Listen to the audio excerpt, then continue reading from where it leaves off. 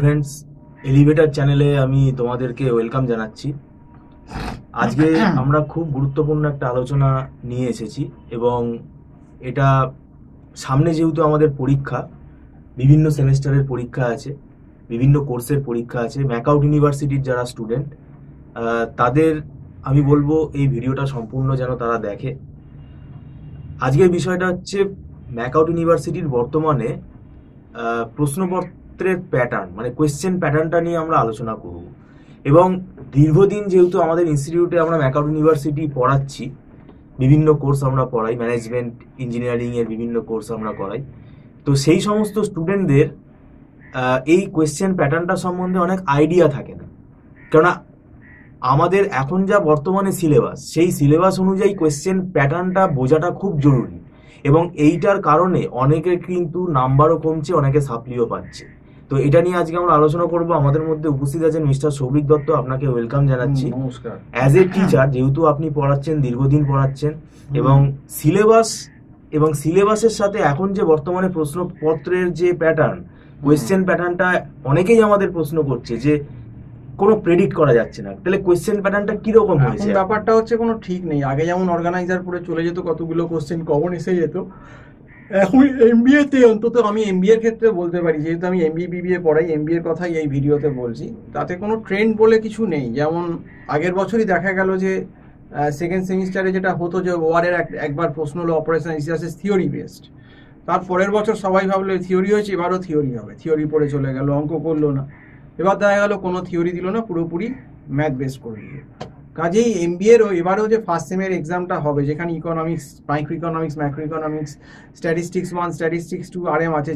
আমরা দেখতে পাচ্ছি বিগত 2 বছর স্ট্যাটের প্রশ্নটা বেসিক্যালি থিওরি বেসড হয়েছে আরএম থেকে, রিসার্চ মেথোলজি থেকে, কিন্তু কোনো প্রেডিকশন নেই। তার মানে যে এবারও আরএম থেকে কোশ্চেন দেবে থিওরি, এমন হতে পারে হয়তো স্ট্যাট থেকেই বেশি ম্যাথস দিয়ে দিল। কাজেই এই ব্যাপারটাই খুব অ্যালার্মিং। এবং ইকোনমিক্সের ক্ষেত্রেও কিন্তু থিওরি প্লাস ম্যাথস দুটোই কিন্তু দেওয়ার চান্স আছে। এক এক বছর প্রশ্ন সোজা হয়, এক এক বছর টাফ হয়, এটা কোনো রকম কোনো প্রেডিকশান করা যায় না। সেই জন্য প্রথম থেকেই থরলি পুরো পড়াটাই স্টুডেন্টদের কনসেপ্ট ক্লিয়ার করে বুদ্ধিমানের কাজ। তাহলে যেরকমই কোশ্চেন দিক না কেন, কোশ্চেন যদি একটু আনঅর্থোডক্স হয় বা একটু অফ ট্র্যাক কোশ্চেন হয়, তাহলেও তারা কিন্তু মোটামুটি অ্যান্সার করে আসতে পারবে। আর যদি নর্মাল অর্থোডক্স টাইপের কোশ্চেন হয়, তাহলে তো কথাই নেই, ঠিক আছে, কনভেনশনাল কোশ্চেন, সেটা অ্যান্সার করতেই পারবে। কিন্তু যদি কোনো পেপার আনঅর্থোডক্স চলে আসে, তখন কিন্তু যদি একটু থরলি পড়া কনসেপচুয়ালি না থাকে, তখন কিন্তু স্টুডেন্টদের প্রবলেম হয়, তখনই নম্বরটা খারাপ হয় এবং সাপ্লির সংখ্যাটা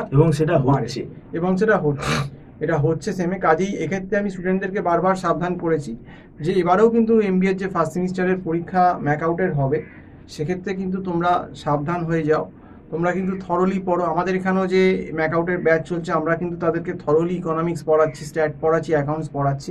কারণ জানি আমি যদি বেসিক কনসেপশন না দিই, আমাদের থিওরিও যেমন দিচ্ছি তেমন ম্যাথসও করানো হচ্ছে, সব রকমভাবেই তাদেরকে তৈরি করা হচ্ছে, যাতে কিন্তু যেরকম কোশ্চেনই দিক না কেন, যদি অফ ট্র্যাক কোশ্চেনও আসে, তারা অ্যাটলিস্ট অন্তত পাস মার্কটা তুলে দিয়ে যাতে আসতে পারে বা মোটামুটি একটা নম্বর পেয়ে আসতে পারে। আর যদি কনভেনশনাল কোশ্চেন হয়, তাহলে তো অসুবিধেই নেই, সে অ্যান্সার ভালো করেই করে আসবে। এবার প্রবলেমটা হচ্ছে অনেক স্টুডেন্টই ম্যাকআউটের একটা মুষ্টিমেয় সংখ্যক স্টুডেন্টই আছে, দেখবেন 90%, যারা কিন্তু এখন আর পড়াশুনো করে না। তারা ওই বই খুলবো, ঠিক আছে, পুজো পড়াটা জমিয়ে রাখলো, পুজো কালী পুজো ভাইফোঁটার পর দেখা যাবে। এখন পুজো কালী পুজো ভাইফোঁটার পর দেখা যাবে এত বড় একটা সিলেবাস, যেখানে এখন আর অর্গানাইজারের কোশ্চেন বা প্রিভিয়াস ইয়ারের কোশ্চেন ম্যাচ করছে না। সেক্ষেত্রে কিন্তু তাদের পক্ষে একটা সাপ্লির চান্সটা কিন্তু অনেক বেশি বেড়ে যাচ্ছে। তো সেক্ষেত্রে এই জন্যই স্টুডেন্টদের বলবো, যারা উইক আছো বা যাদের ব্যাকগ্রাউন্ড নেই, তাদের অবশ্যই উচিত আগে থেকে কোনো সিনিয়র লোকের কাছে পড়া। যদি কলেজের গাইডেন্সটা মনে হয় যে সাফিসিয়েন্ট হচ্ছে না বা কলেজে বুঝতে পারছো না, সেক্ষেত্রে তোমাকে কিন্তু বাধ্য হয়ে একটা এক্সট্রা কিন্তু টিচার বা কোনো কিছু নিতে হবে। এবং দেখবেন এই ফার্স্ট সেমেই সব থেকে বেশি সাপ্লি হয়, কারণ স্টুডেন্ট বুঝতে পারে না ট্রেন্ড, যে কোশ্চেন প্যাটার্ন কী হবে। এবং ফার্স্ট সেমে দেখবেন এই মাইক্রো ইকোনমিক্স, ম্যাক্রো ইকোনমিক্স, তারপর স্ট্যাটিস্টিক্স পেপার, এই দুটো পেপারে কিন্তু ম্যাক্সিমাম ফেল হয়। কিছু কিছু ক্ষেত্রে অ্যাকাউন্টসেও সাপ্লি খায়, যাদের অ্যাকাউন্টসের ব্যাকগ্রাউন্ড নেই। তো সেই জন্যই সাবধান করে দিলাম যে কোশ্চেন কিন্তু এখন ম্যাকআউটের খুব আনপ্রেডিক্টেবল। কখন যে অর্থোডক্স বা আনঅর্থোডক্স কোশ্চেন করবে, এটা কিছু বলা যায় না। আমাদের কিন্তু সব রকমভাবেই তৈরি থাকতে হবে এবং পুরো সিলেবাসটাই আমার মতে পড়ে যাওয়াই ভালো। পুরো না হোক, অন্তত 80% কভার করে যাওয়া উচিত, এটাই আমি বলবো। তো যাই হোক, আজকে এই অবধি বলেই শেষ করছি। সম্পূর্ণ ভিডিওটা দেখার জন্য অসংখ্য ধন্যবাদ। নমস্কার।